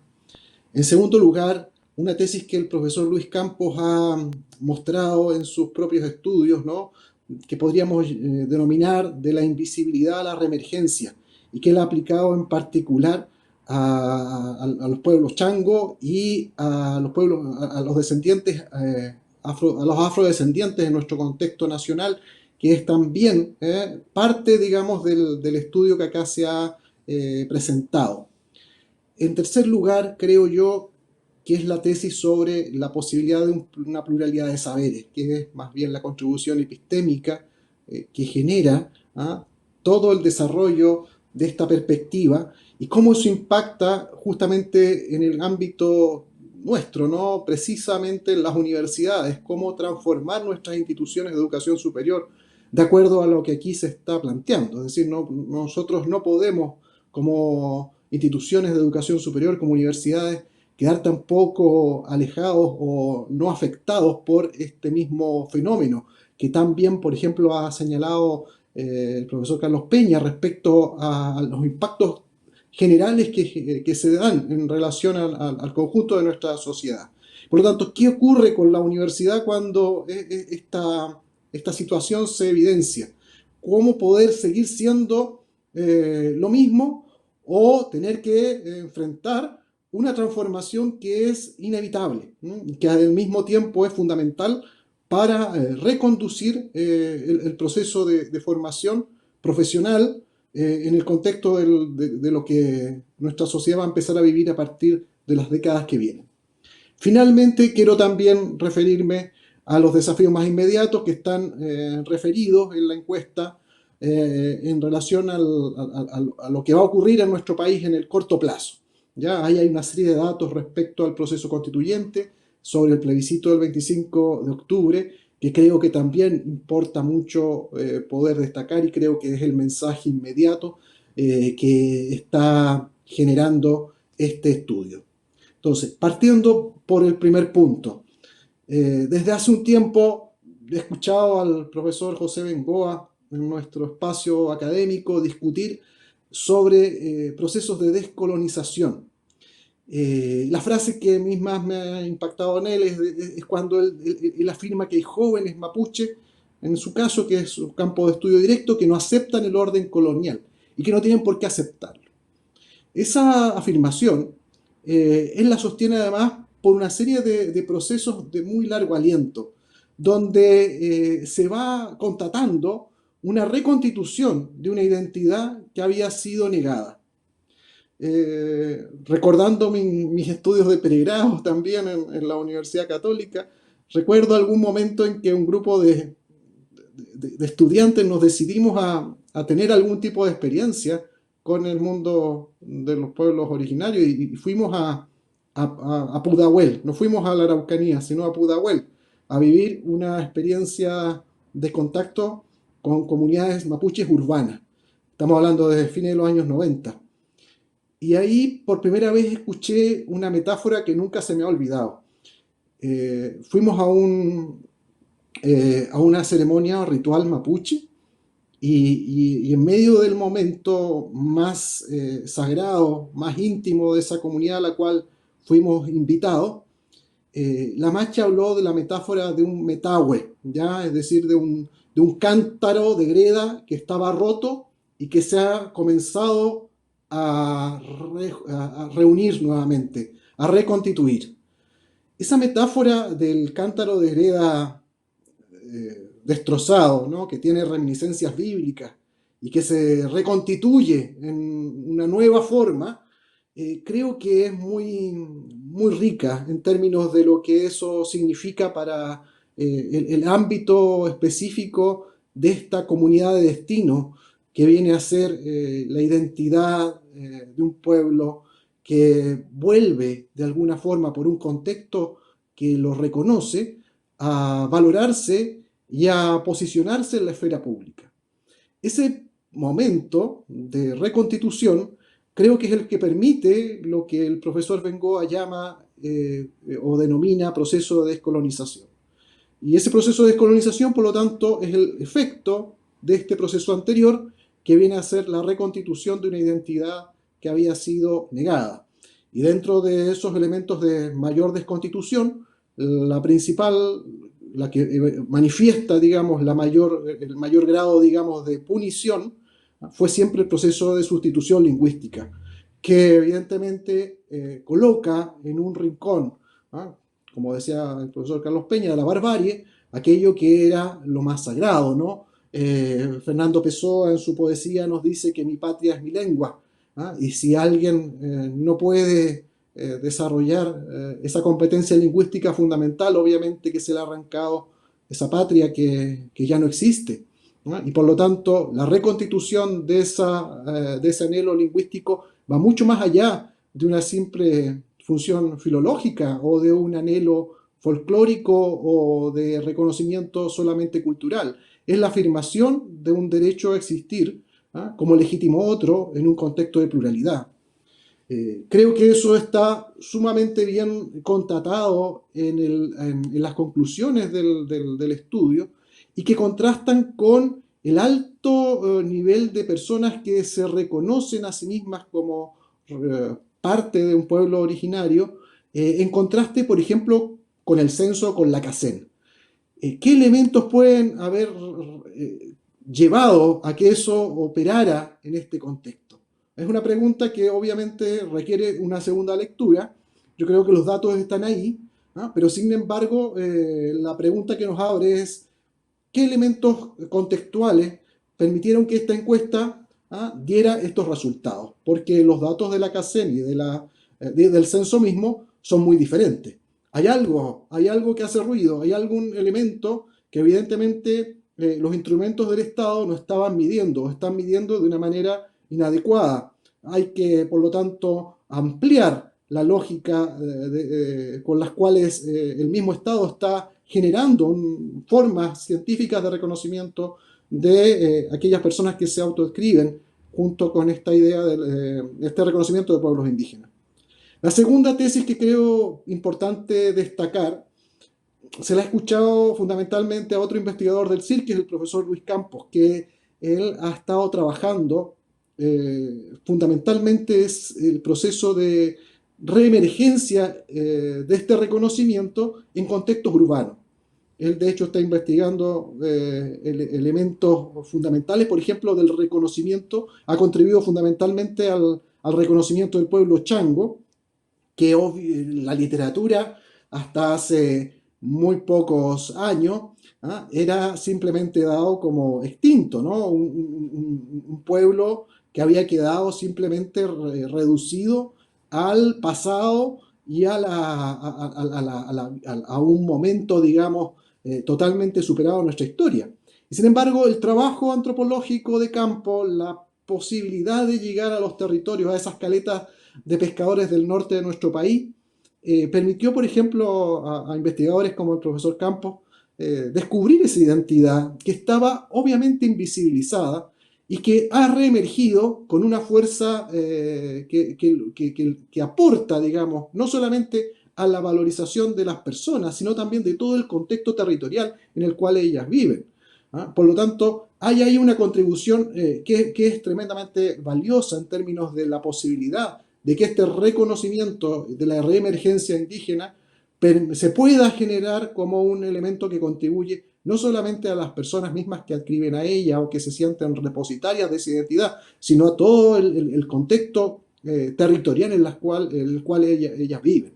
Lo mismo uno podría explayarse en la provincia de Arica y Parinacota cuando se analiza la reemergencia de esta identidad afrodescendiente en el valle de Yuta y de Pica, donde la posibilidad de volver a reconocerse en esa herencia ha generado una serie de elementos que ha enriquecido obviamente esa región del país y ha puesto en discusión una serie de prácticas productivas, por ejemplo, ancestrales, prácticas agrícolas, pero también prácticas culturales, modus vivendi, que han contribuido de manera excepcional al enriquecimiento de toda una comunidad regional. Entonces, creo que esto es fundamental, es uno de los grandes valores del CIR, porque ha contribuido de una manera valiosísima a reconstituir este proceso y dar a nuestro país elementos de juicio y de análisis tan valiosos como para poder generar un acopio de valor que hoy día se hace presente en estos momentos cruciales de nuestra convivencia nacional. Otro punto que creo relevante es la contribución epistémica que hace este estudio, ¿no? Y que refleja un desplazamiento desde un saber monolítico donde la universidad es depositoria única del conocimiento del saber científico a una pluralidad de saberes, ¿no? Desde un enfoque cada vez más transdisciplinar y donde el conocimiento, ¿no? Este kimun, ¿no? Que podríamos heredar de nuestros mayores, se reconstituye en una esfera donde se rompe, se lleva a un límite nuestras propias limitaciones institucionales incluso. Quisiera recordar, por ejemplo, al profesor Ricardo Salas de la Universidad Católica de Temuco, que ha desarrollado por muchos años una hermosa cátedra en su universidad de sabiduría mapuche, en pregrado. Y me contaba una vez que justamente una de las dificultades que él tuvo y que creo que tendría en cada una de nuestras universidades era poder invitar como co-docente a un sabio mapuche. Es decir, él instala una cátedra de saber mapuche en una universidad y quiere co-dirigirla en co-docencia con un sabio mapuche. El problema es que el sabio mapuche en este caso tiene octavo básico y por lo tanto no puede ser contratado por la universidad. Yo creo que ese efecto obviamente ocurriría en cada una de nuestras instituciones, ¿no? Pero por otro lado, ¿no? Refleja lo absurdo de esta situación. Cómo ese conocimiento, que solamente puede ser legitimado por este sabio mapuche, este filósofo mapuche, que quiere contribuir a este conocimiento intercultural, no es reconocido por la institucionalidad, ¿no? Y por lo tanto nos ponen del desafío de decir, bueno, ¿cuáles van a ser los marcos de reconocimiento de saberes que en las universidades vamos a tener que ir construyendo para poder dar espacio justamente a este tipo de saberes que son que rompen con nuestros moldes y nuestras materias de taxonomizar y de delimitar el conocimiento institucional. En otra experiencia que creo relevante comentar, el año pasado firmamos un convenio con una universidad neozelandesa, Tawananga. La Universidad Tawananga es la universidad maorí, construida desde el saber y desde la cosmovisión y desde las prácticas ancestrales del pueblo maorí en Nueva Zelanda. La relación con Tawananga no ha surgido, por ejemplo, desde nuestra escuela de antropología, sino desde música, ¿ya? Y desde música se construyó esta relación en la lógica de un convenio. Cuando llegó el momento de institucionalizar el convenio, ¿no? Obviamente yo esperaba, como en tantos otros convenios que firmamos en las universidades, que íbamos a tener un texto donde se iba a tener que firmar tal cual se realizan estos actos en todos estos casos. Y en ese momento llega la delegación neozelandesa y me dice, no, nosotros en nuestra cultura damos la palabra y damos la mano, comprometemos nuestra voluntad, pero nosotros no firmamos, porque no está en nuestros marcos convencionales. Entonces, obviamente, esa ruptura de prácticas tan simples pero tan radicales desconcierta y obliga a repensar, bueno, cómo poder generar en la cotidianidad elementos de vinculación cuando nuestros marcos más básicos de relacionamiento son tan distintos. Yo sé que el CIR debe tener este tipo de complejidades y debe enfrentar este tipo de dilemas cotidianamente, ¿no? En términos de dar cuenta constantemente de estas singularidades que rompen con nuestra propia confianza básica en elementos como este contractualismo occidental, donde existen una serie de elementos que están basados en nuestra lógica instituida.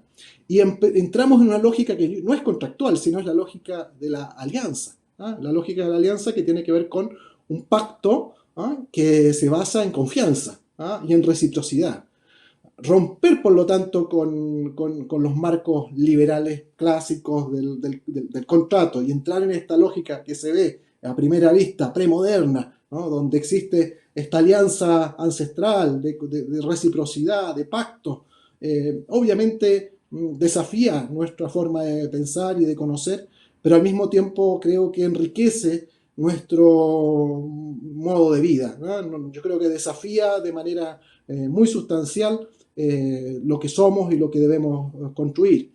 Y de ahí, por lo tanto, ¿cómo ser universidad en el futuro? Esa es mi pregunta. Cuando el reconocimiento constitucional de los pueblos indígenas no solamente va a afectar a las instituciones del Estado, sino también a las instituciones de educación pública, a las instituciones de educación superior, y va a tener que trasuntar en una nueva forma de docencia, una nueva forma de investigación, una nueva forma de caracterización del conocimiento en un marco que obviamente tiene unas bases epistémicas diferentes. Para terminar, yo quisiera resaltar lo que el estudio anuncia respecto a lo que se ve como posible en relación al 25 de octubre.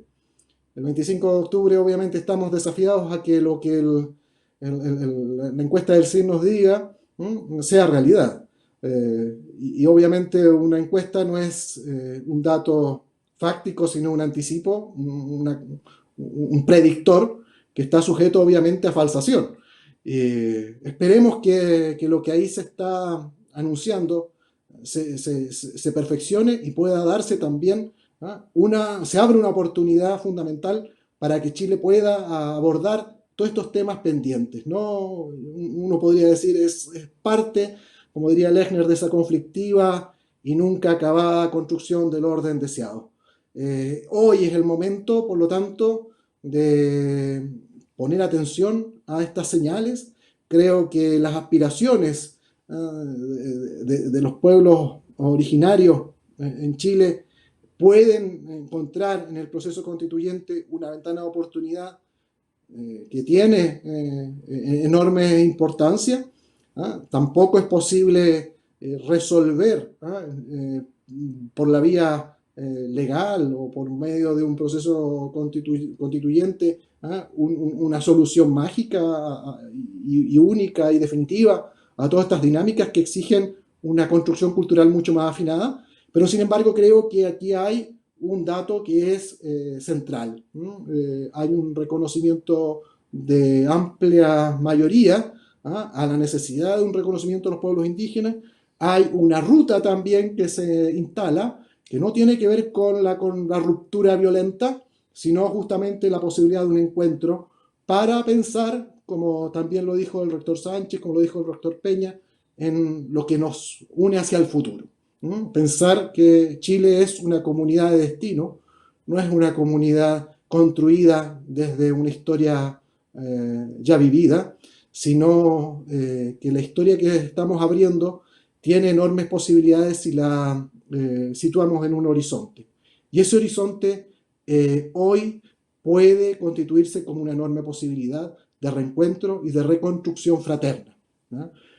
Hace pocos días el Papa Francisco creo que ha hecho una contribución también muy relevante en este proceso con la última encíclica Fratelli Tutti. Creo que hay un dato ahí relevante, un elemento a la construcción de una noción olvidada, que es la fraternidad y la amistad política.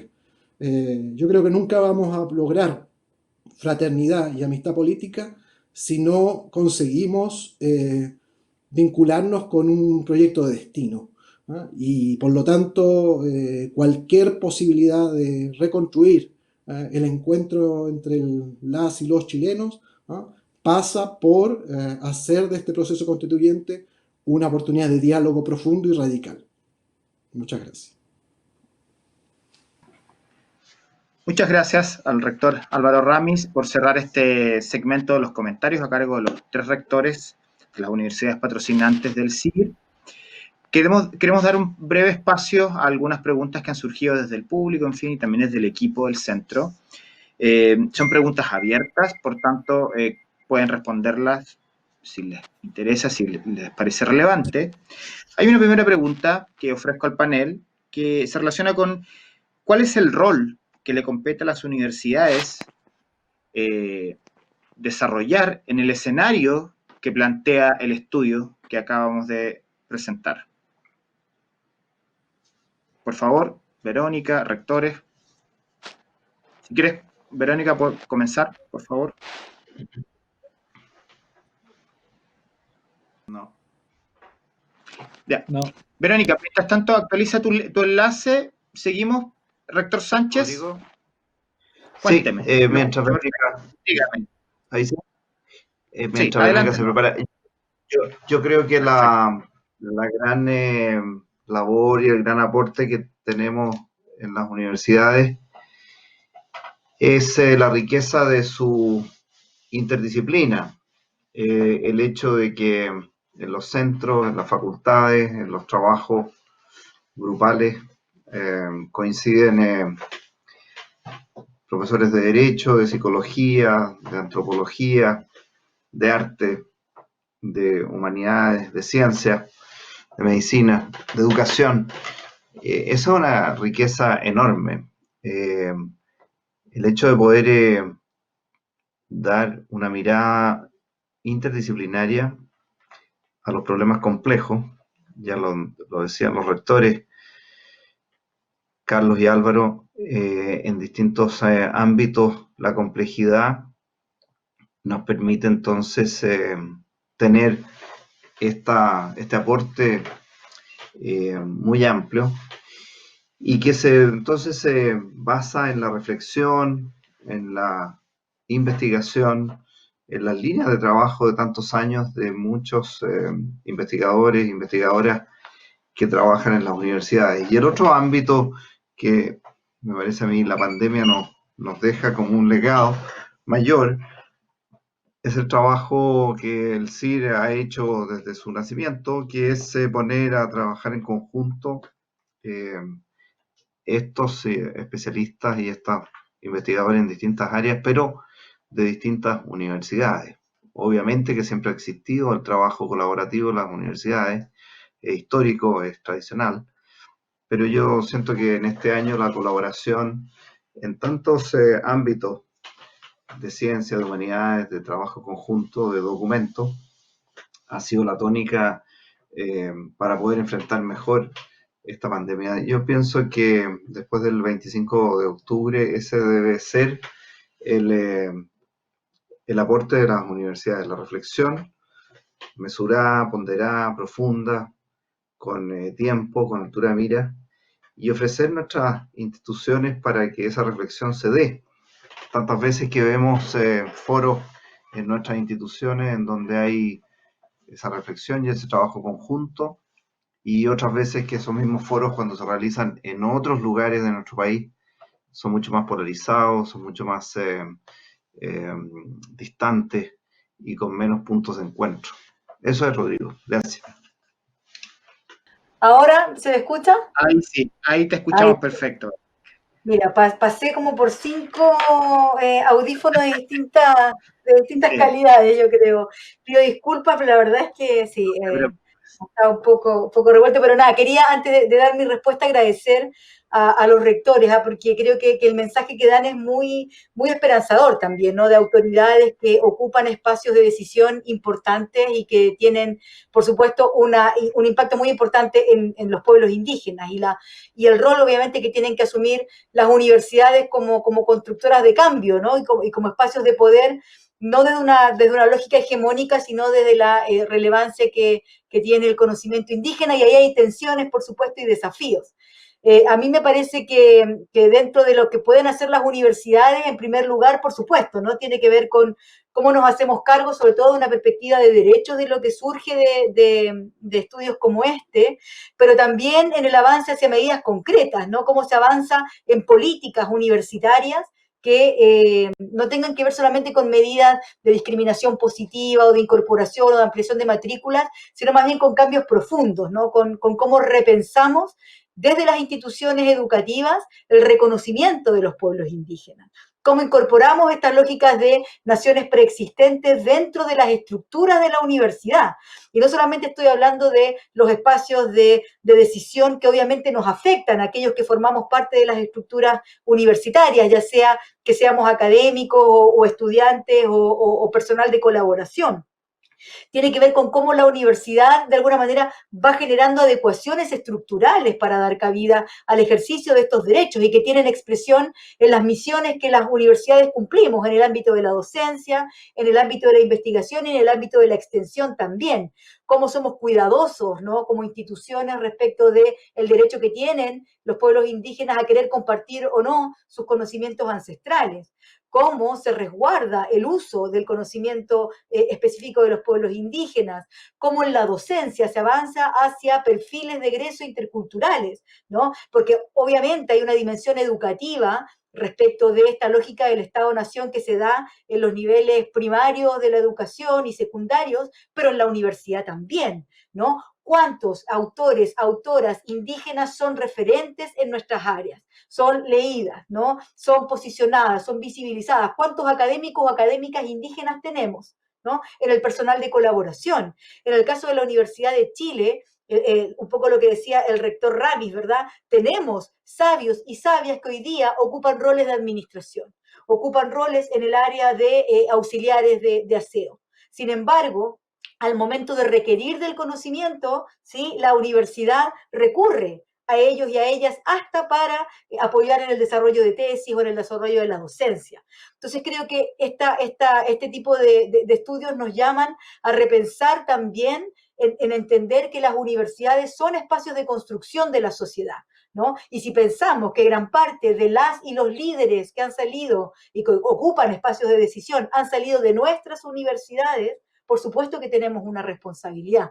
Cuando estamos formando profesionales, líderes, lideresas, que no son interculturales, que no logran comprender los avances, ¿no? Y los cambios que está viviendo nuestra sociedad, bueno, algo estamos haciendo mal. Y yo creo que ahí tenemos que remirarnos, tenemos que ser capaces de generar, como decía, ya no cambios cosméticos, incorporar estos elementos que provienen del conocimiento de los pueblos indígenas y que nos invitan, creo yo, a mejores elementos o quizás mejores dimensiones de convivencia. Creo que la interculturalidad puede ser un sello diferenciador, competitivo, innovador para las universidades y esa es un poco la invitación también que tenemos que hacer.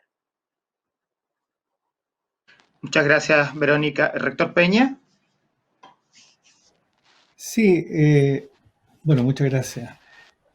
Bueno, a mí me parece que las universidades, frente a la cuestión de los pueblos originarios, tienen desde luego el desafío que les es más propio, que es un desafío de comprensión, ¿verdad? El quehacer de las universidades es constituirse en una conciencia crítica en el sentido, por decirlo así, kantiano de la expresión, o sea, personas y comunidades que reflexionan acerca de sí mismas y acerca de los supuestos de su propia reflexión. En eso consiste una conciencia crítica agudizada, digamos. Y claro, la relación con los pueblos originarios tiene que ver ante todo, repito, con este esfuerzo de comprensión que incluye el esfuerzo que también habrá de realizarse de comprender hermenéuticamente a este tipo de culturas, incorporándolas en un horizonte mayor que vaya más allá del horizonte meramente ilustrado, por decirlo así, ¿no? Pero no vale la pena engañarse. Las universidades, la universidad moderna, me parece que el rector Ramis algo insinuó de esto, la universidad moderna es una universidad que va a contrapelo del reconocimiento de la multiculturalidad, ¿no? Tal como conocemos la universidad moderna, es la universidad, digámoslo así, humboldtiana, es decir, o la universidad del saber, bajo el modelo de Humboldt, o la universidad, digámoslo así, del Estado Nacional, que es el modelo napoleónico, ¿no?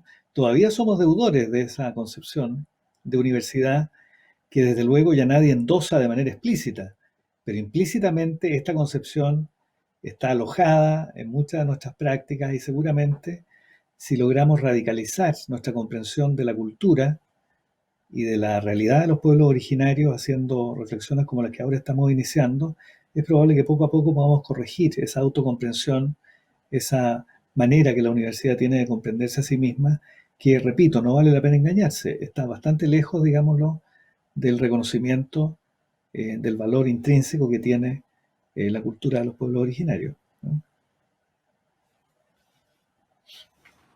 Muchas gracias, rector Peña. Rector Ramis, por favor. Sí, en la misma línea de lo que plantea el rector Peña. Creo que el desafío de cambiar la matriz, digamos, de la universidad o napoleónica, dividida en facultades, es algo muy, muy radical y que obviamente no se va a poder desarrollar en corto plazo. Es una mirada que requiere mucha reflexión. Sin embargo, uno tendría que hacer un análisis, ¿no? Tomar a lo que dice Cassirer sobre la cultura o encontrar una nueva hermenéutica que nos permita ampliar nuestra noción de conocimiento. Porque o lo ampliamos reconociendo que ese conocimiento está en la calle, está en la realidad, está en la práctica cotidiana que emerge, o la universidad va a quedar desfasada de lo que existe como un elemento cotidiano de validación. Eso obviamente no requiere ni puede suponer un detrimento, digamos, a los límites del saber científico, ¿ya? Tampoco puede suponer la validación de la pseudociencia. ¿Ya? Requiere marcos de crítica y de una construcción institucional de ese saber y de la validación de ese saber. Entonces, creo que no es el tema directo de este estudio, pero creo que nos instala un desafío a las instituciones de educación superior, nos instala un desafío a las instituciones de investigación respecto a estos elementos que podrían dar pie a una adecuación entre el nuevo orden político que puede surgir, y ojalá que pueda surgir del nuevo marco constitucional, aplicado al campo de la educación superior. Rector Ramis, en honor al tiempo, vamos a cerrar esta estupenda velada, esta estupenda presentación que hemos tenido el día de hoy. Reiterar los agradecimientos a quienes nos han acompañado hoy, al rector Ignacio Sánchez, al rector Carlos Peña, al rector Álvaro Ramis y, por supuesto, y especialmente a nuestra investigadora Verónica Figueroa Huencho, que presentó los resultados principales del estudio de opinión pública, pueblos originarios y nueva constitución. Recordarles que el estudio está ya disponible para su descarga desde el sitio web institucional cir.cl. Darles también las disculpas a las personas que hasta esta hora nos acompañaron a través de todas nuestras plataformas por los problemas de conexión que tuvimos, pero la verdad escapaban absolutamente a nuestras posibilidades porque tenían que ver con la caída de la fibra óptica de una de las compañías que provee este servicio. Así que reiterarles los agradecimientos a todas las autoridades, a todos los panelistas que nos acompañaron hoy. Nos veremos en una próxima oportunidad. Muchas gracias y muy buenas noches.